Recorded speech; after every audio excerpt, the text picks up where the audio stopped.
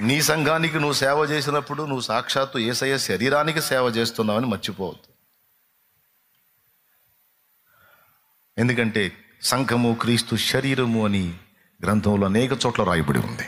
మీకు తెలుసు, అది గుర్తుపెట్టుకోండి.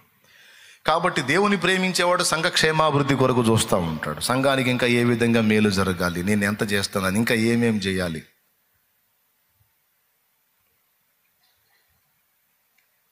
అది చూసారా,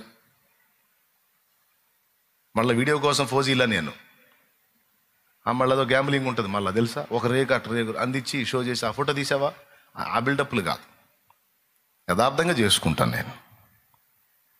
దేవునికి స్తోత్రం. ఏదో ఒకటి రెండు చేసి ఫోటోకి ఫోజ్ ఇచ్చి జంప్ అవ్వటం కాదు, చేస్తా. ఇప్పుడు కూడా నేను అన్నీ చేస్తాను, అన్ని పనులు చేస్తాను. ప్రేయర్ గార్డెన్లో పోతే అక్కడ ఏదన్నా పనులు ఉంటే ఆడ చేసుకుంటా. మొన్న పోయి మామిడి చెట్ల కింద కలుపు తీసా. దేవునికి స్తోత్రం. ఏ దొరికితే అది పరిశుద్ధులు ప్రార్థన చేసుకునే స్థలం అని అక్కడ వినేవాళ్ళు, అక్కడ ఉన్నవాళ్ళు కూడా ఇప్పుడు వాక్యం వింటారు. అందుకని వాళ్ళకు కూడా చెప్తున్నా, జీతగానిలాగా పనిచేయొద్దు, అది వేషధారణ అంతవరకే. కానీ దేవుని సేవకులుగా, దేవుని పిల్లలుగా, జెన్యూన్గా, యథార్థంగా చేయండి. ఇది నా భాగ్యమని చేయండి. క్రీస్తు సంఘము ఆయన శరీరానికి చేస్తున్నానని చేయండి, ధన్యులు అవుతారు.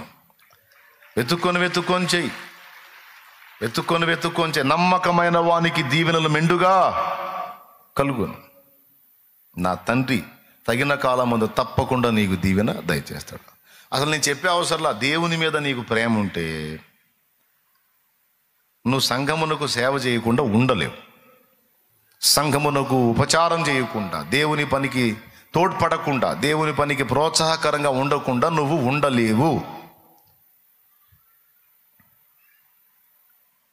అది ఎక్కడ, ఈ పక్క రోడ్డు కట్టేటప్పుడు. దేవునికి స్తోత్రం కలుగునుగాక. హల్లెలూయా.